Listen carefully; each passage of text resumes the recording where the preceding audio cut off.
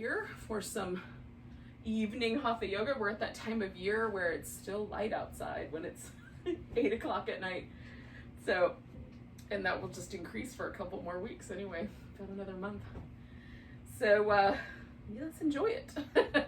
I've made the lighting in my space a little bit, fun and friendly, and if you can make your environment inviting and soothing and nice, then I would recommend it. It's nice. And then we're gonna start lying down. I'm gonna do a butterfly pose, and I'm gonna elevate my head. So I'm gonna use a pillow and a yoga block to accomplish that, but you can do a rolled up blanket, a stack of pillows that kind of go, kind of work their way up to a higher pinnacle, whatever will work for you. And you can just lie down with nothing under your back for that matter. And then I've got this blanket to put underneath my knees so I can get just the right amount of intensity in my inner thigh. So I like to feel the stretch, but not so intense that it starts to hurt at the hip socket. And that that little dance between those two things is kind of interesting as I've gotten older. When I was younger, I never noticed any pressure in my hip socket at all, but as I get older, I definitely notice that kind of pressure. So I'm more inclined to do a little bit more support than not. But if it gets to a place where I don't really feel anything anymore, then I'll sort of creep the support down a little bit. Now I like to support myself so that my elbows are still touching the ground. That keeps the pressure in my shoulder, this kind of opening space where I'm getting a little stretch through the front of my chest at a nice level. Again, you might want something that's a little more intense, and even you might stretch the arms out, or you might want it to be less so. So that's something to monitor and notice. And then we're going to do some breath work, which is really, for me, it's very simple breath work. Just try to stay present as the breath comes in and goes out without doing too much strain, or like I'm not trying to breathe deeper. I'm just trying to relax enough that the breath naturally moves deeper, if that makes any sense at all.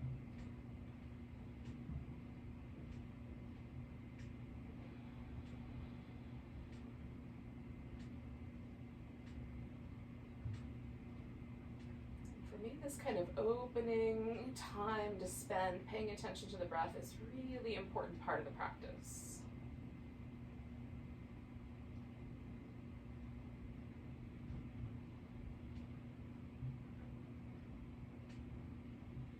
It helps me kind of clip all the little threads that are left over from all the work I've been doing during the day. Helps me arrive in the present moment and pay attention and get really almost infatuated with the way my body is currently working with the breath, being moved by the breath. This kind of rhythmic wave action that the breath creates is very soothing.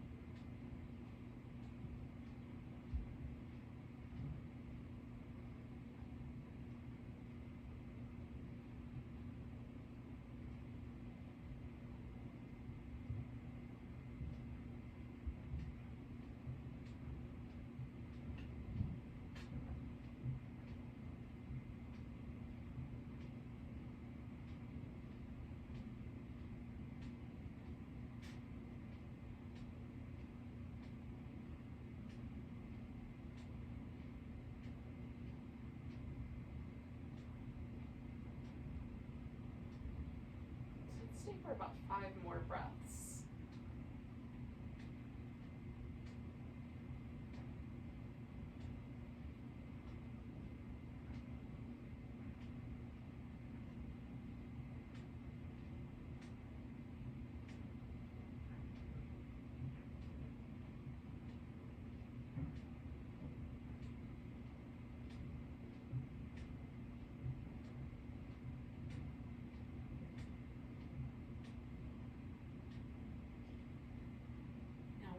inhale comes along, I'm going to go ahead and straighten out my legs.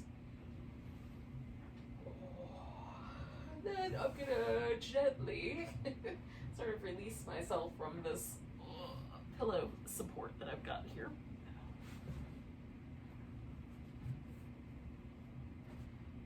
All right.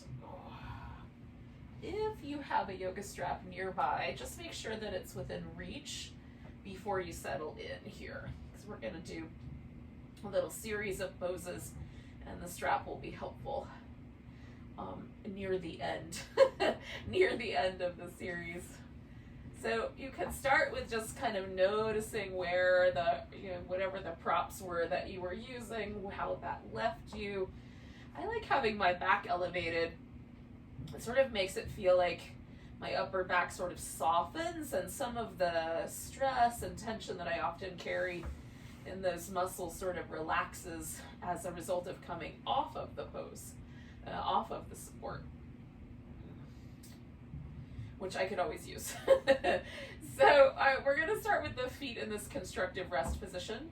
And I'm going to start with my left leg, because I'm going to wind up, I'm going to start with my right leg. I'm going to wind up doing that leg first. So I'm going to take the toes up, that's the leg that's closest to you.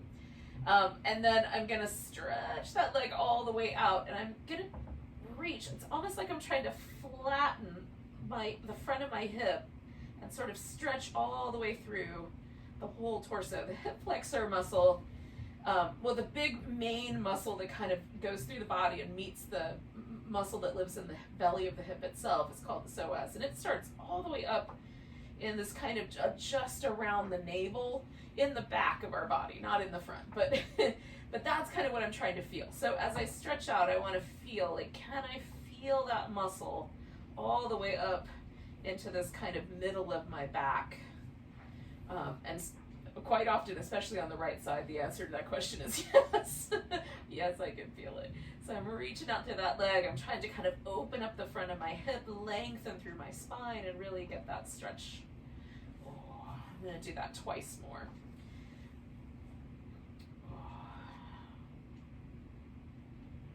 And this kind of gliding motion is helpful. This doesn't ask me to use my hip flexor too much.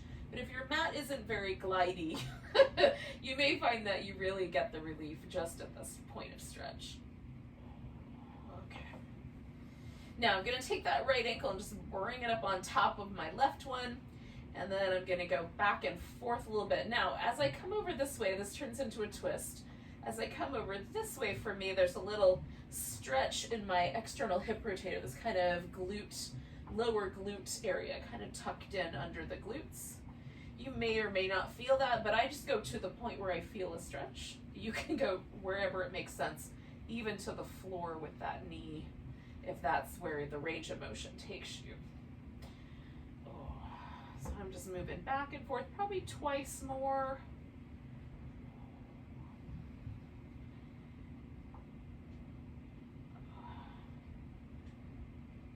All right, so I'm going to go over one more time, and now I'm going to turn this into a twist to my left. So taking everything, I need a little more room here, but taking everything, I'm going to wrap that leg around, and then I'm going to take the legs all the way over to my left. Just let everything go that way. And then rolling my right shoulder back toward the floor. I'm going to turn my head to the left because that's more comfortable for me. A little less pressure around my neck and stuff, but you can have your head turning all the way the opposite direction if you like.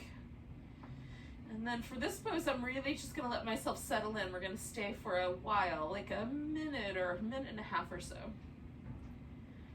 I'm just trying to let a little bit more space kind of develop along the side of my waist between my hip and my rib. If it's willing, I'm trying to let everything kind of hang a little bit into gravity there.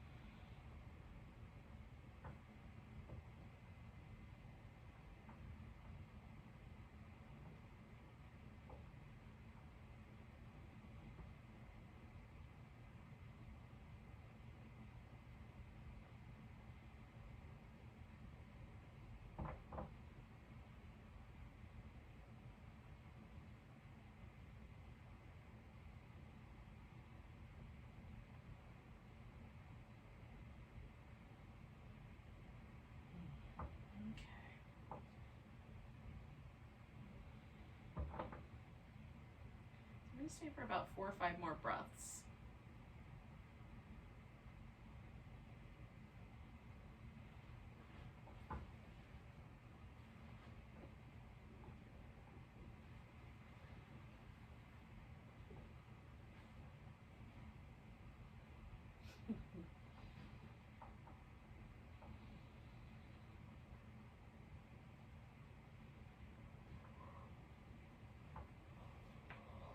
Now I'm going to take one more big inhale. And then the possibility number 1 is I'm going to take my right peace sign fingers, grab this right big toe, roll back onto my back, and hold onto that leg, which is fine. I could definitely do that. My preference, however, is to do that with a strap instead.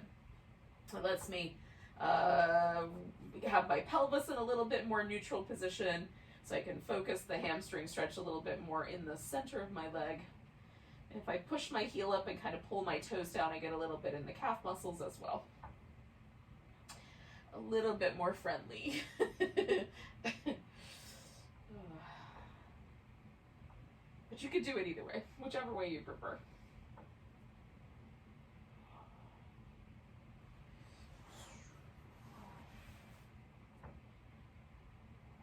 And you can rotate the leg a little bit to the right or a little bit to the left. And see, like there's 3 muscles back here. Oh, shoot. There's 3 muscles on this part of the leg. And actually, the muscle that's on this side is actually almost more like 2. So it's 1 attachment at the knee, and then it moves up to 2 attachments up here. So like the biceps in the arm, there are 2 muscles that attach at one point. They divide into 2 muscles attached at a point. So this has 2 muscles in the outer part, and if I rotate my leg to the inside for me, I can really feel that outer part kicking on, and it feels like it's mostly that one setup. But if I rotate the other way, then I feel it a little bit more on the 2 inner muscles. So you can sort of play with that. It doesn't, for me, it doesn't take a very big range of motion for me to feel that change. Sometimes rotating one direction will give me like slightly different sensations in my inner knee, so I go for the one that doesn't muck about with my knee joint. We'll stay for about 4 or 5 more breaths.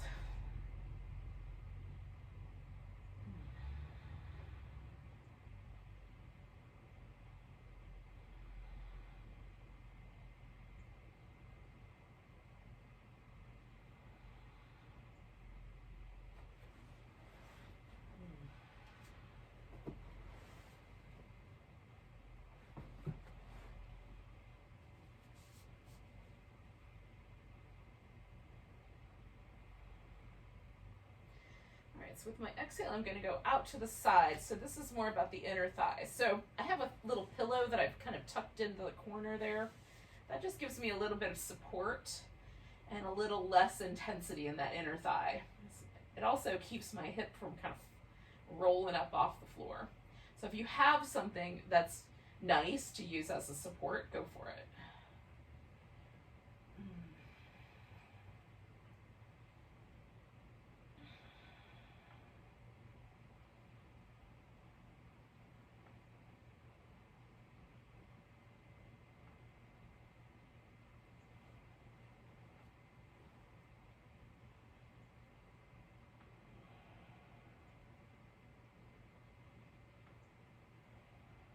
Bend the knee a little bit. You can see if there's a little bit of rotation. I don't have as much range of motion in the rotating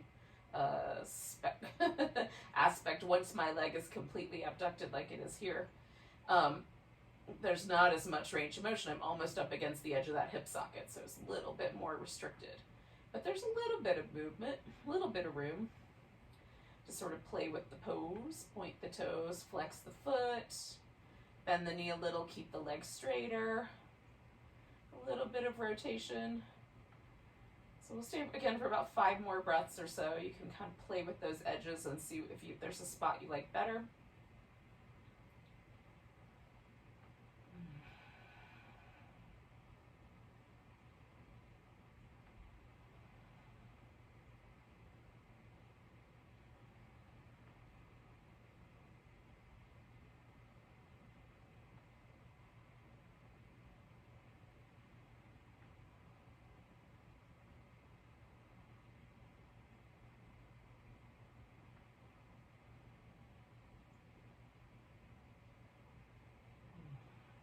last breath here.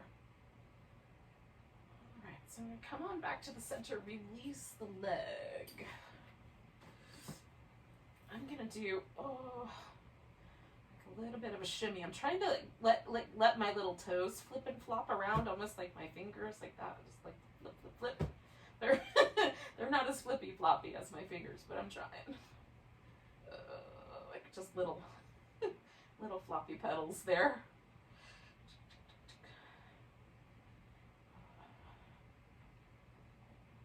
Okay, and then letting the leg. Seems kind of like a weird thing to do, but gosh, it feels amazing. So just kind of letting that leg relax and kind of noticing the two hips, noticing the legs, noticing how then my spine and the side of my waist is responding to those sensations there. I would swear to you that even that the glute on this side is lower than the glute on my left side. And almost always my right side is tighter. Feels a little tighter to me almost all the time. So for it to feel looser is really nice. A little more balancing. All right, so I have to turn just a little bit on the diagonal here so that I can work around my plants. Okay, so we're going to start with just this little windshield wipery moves. If you're a fan, if you're not a fan, you don't have to do that part. You can just hover. And then coming back to that constructive rest, I'm going to work with my left leg. So toes up, heel kind of glides out, and I'm going to stretch all the way down. Now you can rotate the leg a little bit. I'm keeping my toes pointing straight up. That's the one that seems to release my hip flexor the best. The other ones kind of hit some of the other muscles in this area, which is fun too. But for tonight, I'm using this primarily as an opportunity to release any tension I've gathered in my hip flexor muscles.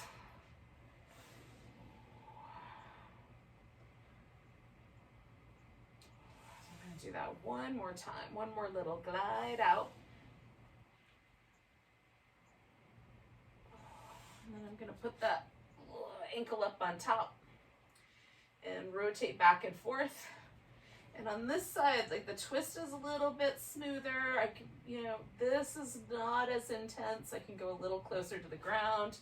I'm still not touching the ground necessarily, and that doesn't really matter. We're just going back and forth until we feel a little twist, or maybe you might feel a little bit in the hip or the glute. Sometimes this makes me travel down the mat a little bit.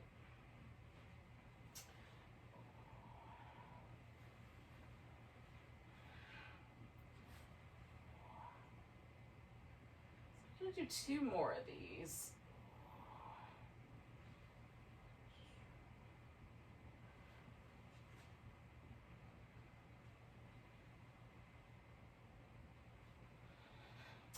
And as I come back over now, I'm going to take that all the way into the twist.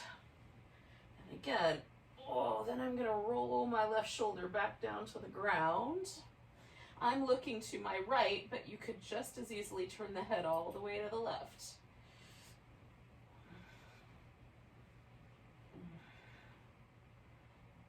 And I've got a little pillow here to sort of help me sort this out. You might have one pillow or 4 or 5 pillows, no pillows, whatever you got. Whatever the right answer is at your house. I just try to find the place where my back is like that. Yep, that's the perfect amount of twist. I've got a little stretch around this outer hip.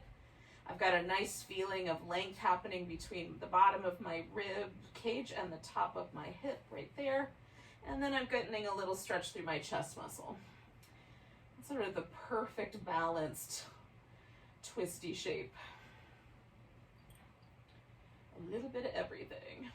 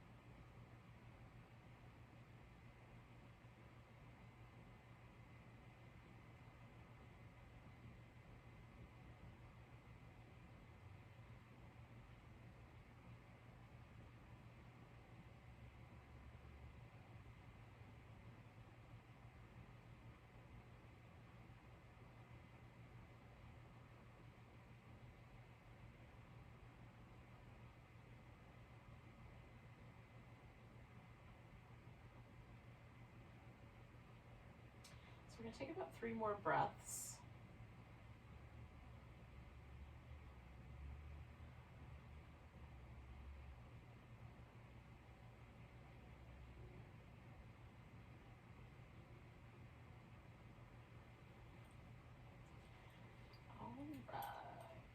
So again, you can reach down here with your left hand, grab hold of that left foot, or you can use a strap. We're going to come back around, and then just kind of find the right amount of stretch through your calf muscles, your hamstrings, whatever else might be nice. Some people might feel that in their glute as well.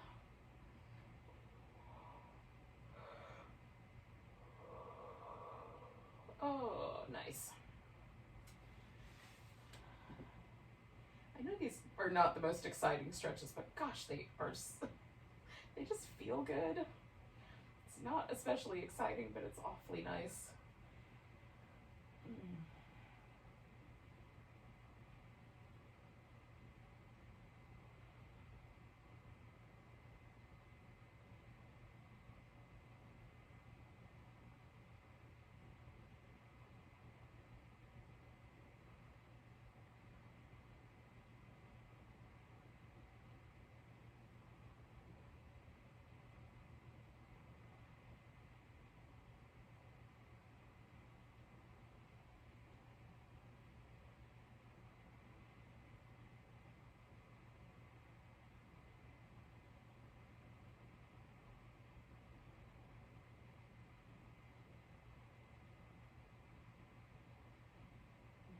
Okay, so we're going to do 2 more breaths.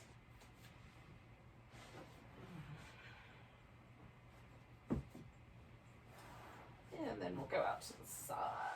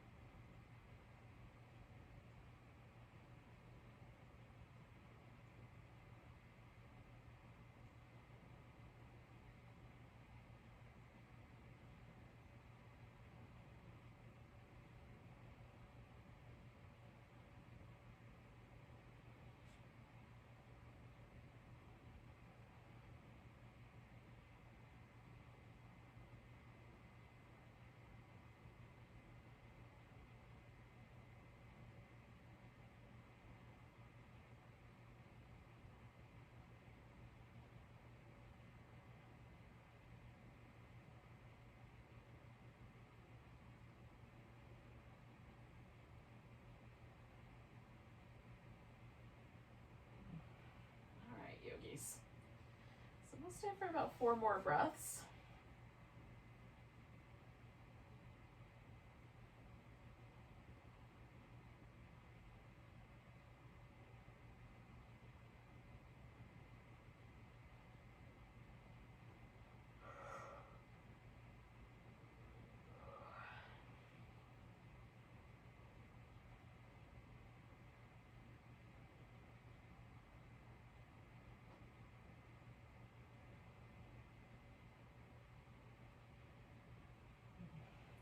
Alright, so I'm going to come back to the center.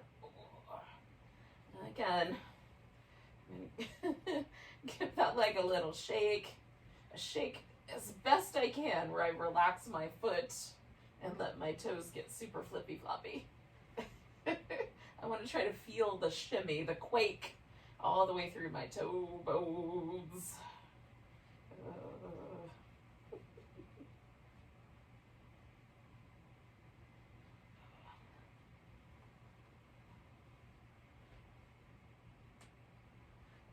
Okay. Ooh. All right, so we're going to come to a seated position eventually. I'm going to stretch out first.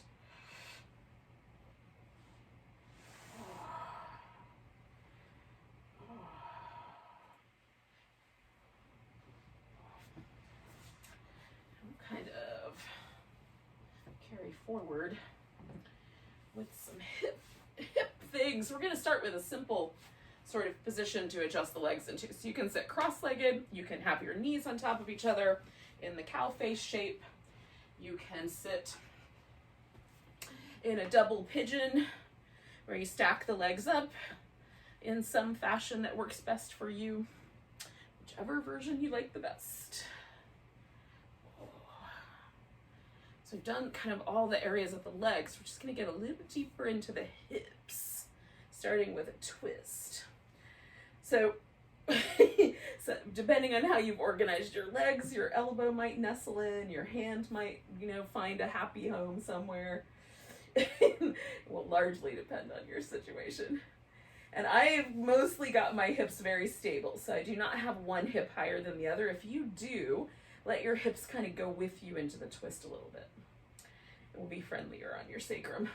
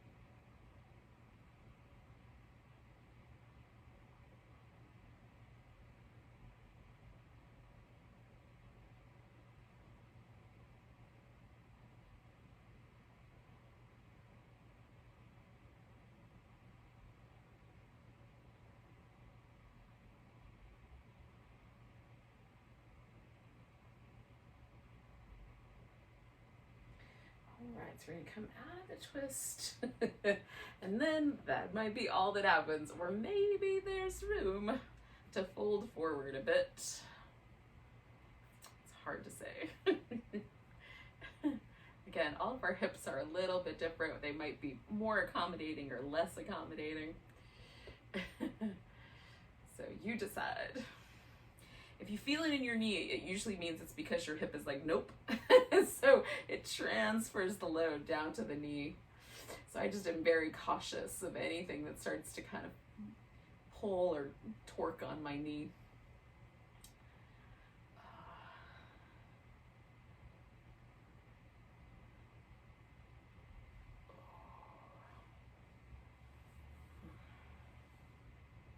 Slid a finger in between each of my toes to kind of give myself a little stretch in little spaces between these little phalanges and potentially the metatarsals as well. It usually translates down a bit. I like to say the word phalanges. It's a fun word to say.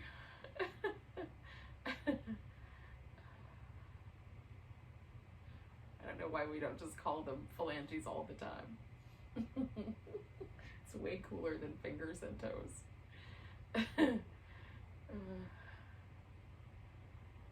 In any case, I digress. We'll take a few more minutes to breathe here. About 3 more breaths.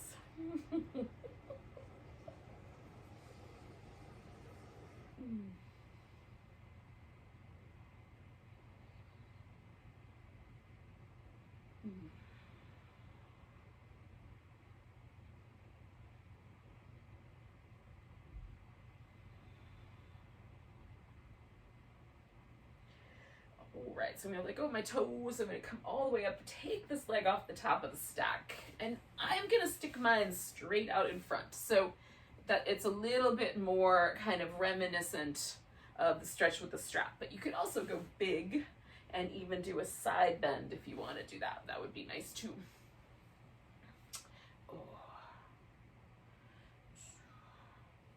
So I'm taking my peace sign fingers, I'm kind of looping them around my big toe, and then I'm kind of pushing on my hand like I'm pushing on a gas pedal with my foot, and then holding it so it doesn't actually go anywhere. And this gives me like a little bit of extra muscular energy so I could pick up my kneecap and really engage my quads.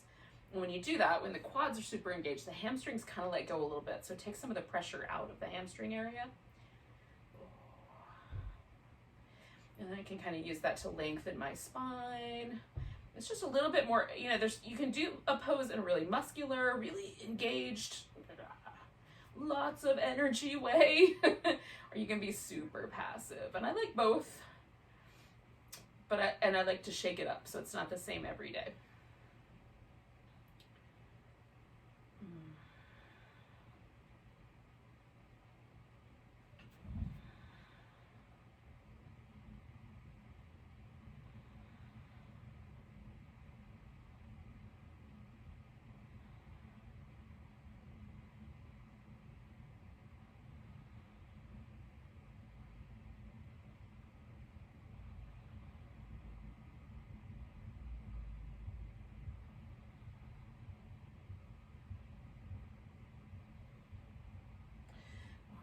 I'm going to take a nice big breath, come all the way up. Oh, straighten out that other leg. Give it a little rinse. Oh. And again, I sort of, whenever I've done things on one side but not the other, I like to pause and just notice, because often there's a little difference. There's maybe a sense of ease or a sense of softness or a sense of intensity, or like there's might be like, sometimes there's like little effervescent, interesting sensations that on one side that aren't on the other, right? So it's kind of fun to check in. It also kind of gives me information about whether I want to do that the same way again next time. It helps me shape my practice intention as time goes on. All right, so whatever way you sat last time, whether it was just cross-legged or in the cow face or in more of like the little double pigeon shape, we're going to sit up tall on the other side and then add the twist in. And again, depending on how you have arranged things, if you have one hip that's a little higher than the other off the floor, let that hip move into the twist so there's not a ton of uneven pressure being put on the sacrum. In my case, both my hips are evenly weighted on the floor. So I'm just going to the point where I start to feel the hips move and I stop there. So that I'm not bringing my hip with me, but it's also not involved already. So I'm not in a lot of danger there. Sacrums can be interesting. Some people, they have no problem no matter what they do with their sacrum, it's gonna be fine. But other people have very sensitive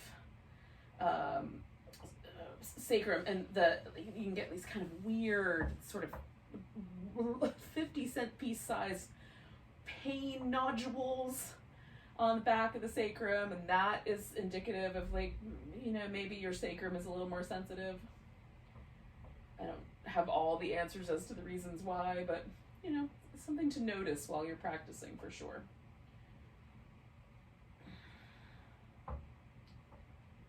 It's really, you know, really all yoga practice is just trying to make us more attentive, pay more attention, be more in tune with how things are going in the moment, in our body, in the world, everywhere, with our emotions, with the way our mind works, all of those things.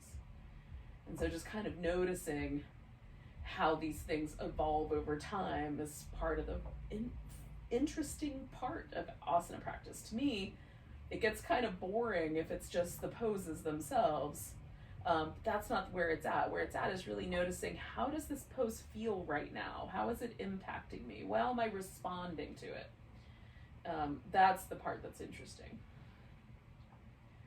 And then, like, what's my agenda coming around? Sometimes I have an agenda coming into a practice. Like, I'm going to do a practice because I want to feel calm.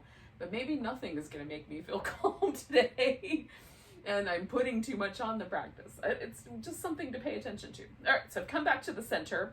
I'm folding forward. I've got my little fingers in between my toes because I did that on the other side.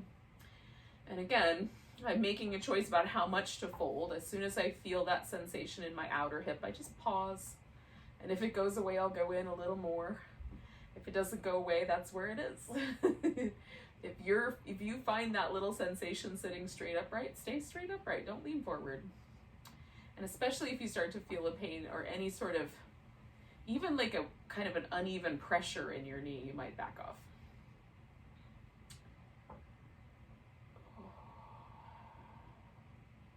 pain thresholds are another kind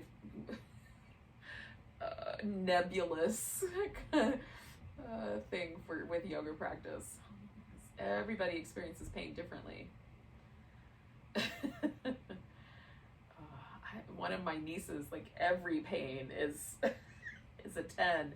She goes to the doctor, it's a 10, you know? I've seen these really funny sort of pain scales where, like, 1 is like, oh, I got a paper cut, you know? And, like, 5 is like, I'm being chased by and stung by bees, and 10 is I'm being mauled by a bear or something like that, you know? Like, it's really it's people's attempts to sort of take this really nebulous idea and make it more concrete, but ooh, the reason it's funny is because it's so difficult to do. So I try to kind of hone in on sensations of pressure, sensations of unevenness, sensations that feel like there might be like a little more tug on one part of the connective tissue and not as much on the other, and see if I can make that more even or a little less funky. Hopefully that makes sense, because it doesn't always read as pain for me. But it might later. 2 more breaths here.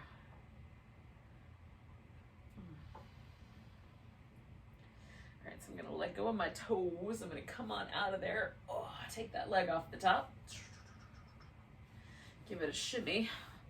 Okay, so again, I'm gonna take my peace sign fingers, grab my big toe. Now, if you can't reach your foot, use a strap.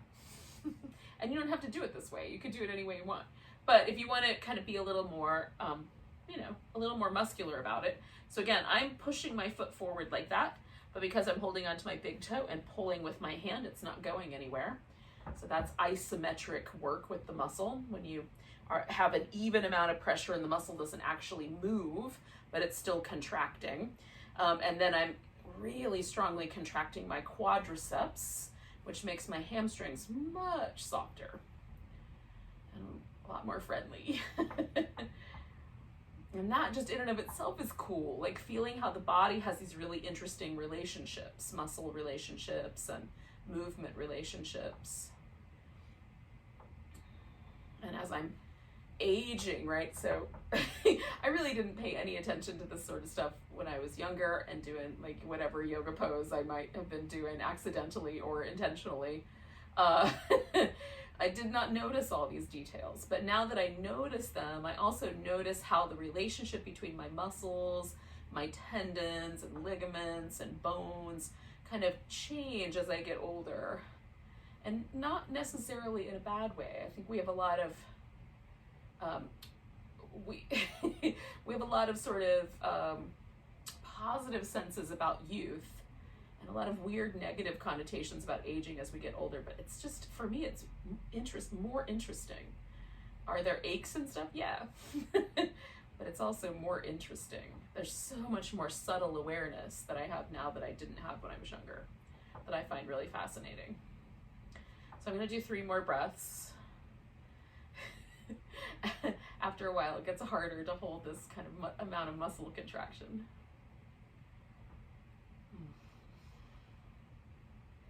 All right, so I'm going to let go. Feel my quad go, ah. That's nice. Oh. All right. So,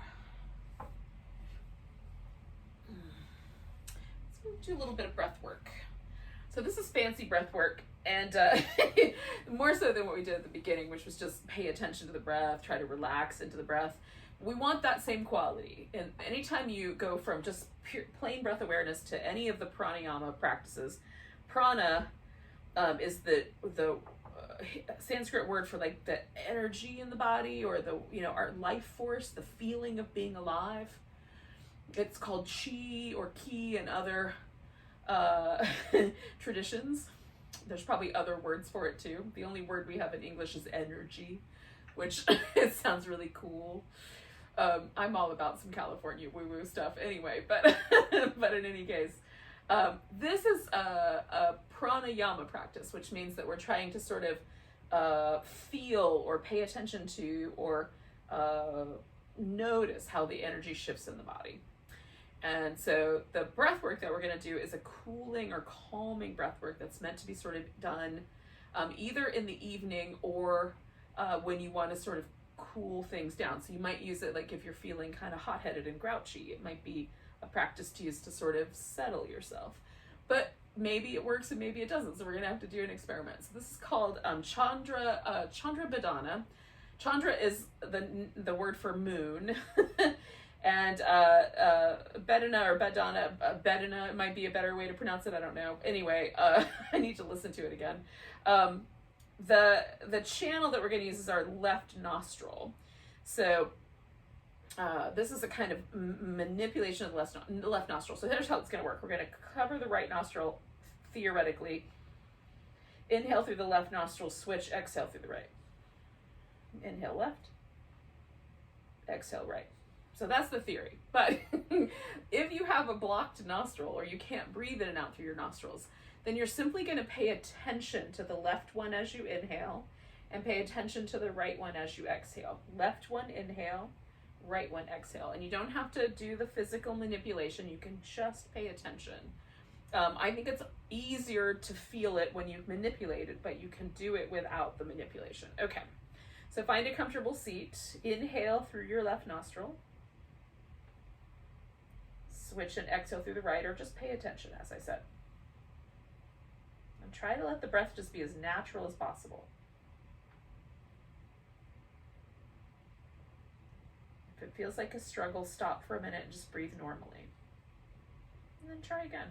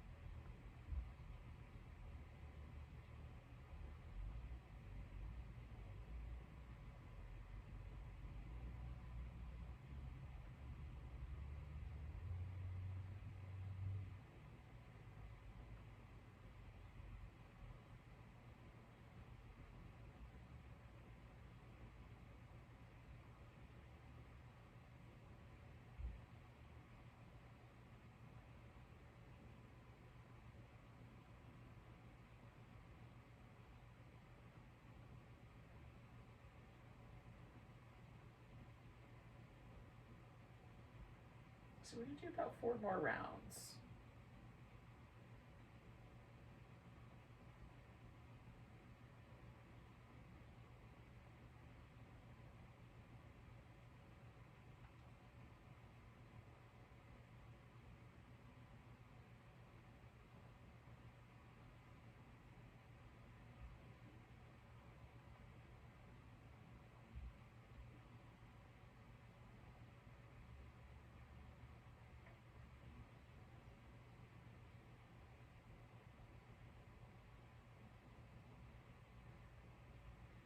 Done, just release the nostril, and we're going to just kind of gently glide ourselves into a final relaxation and sort of be where the breath work brought you.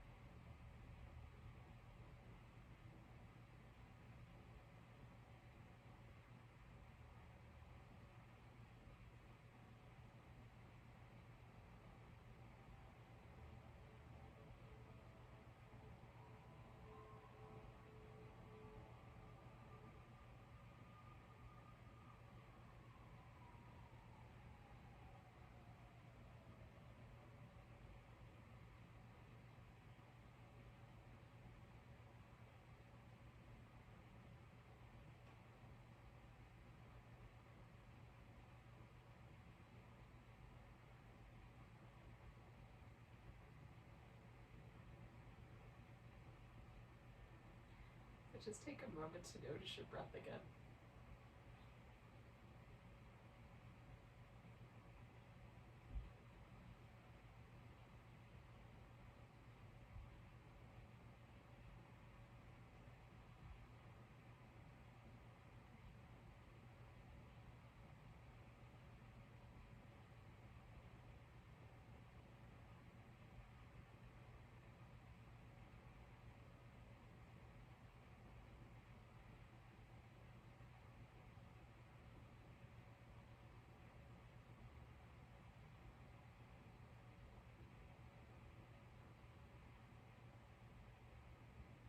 Take a nice big inhale all the way to your tiptoes.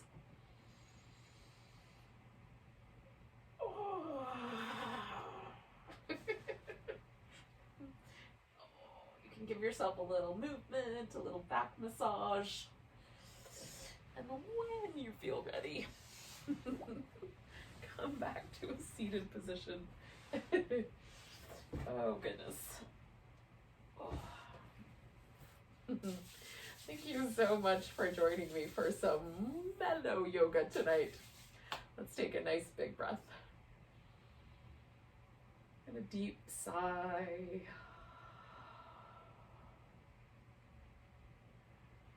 And so as you go into the rest of your night, welcome.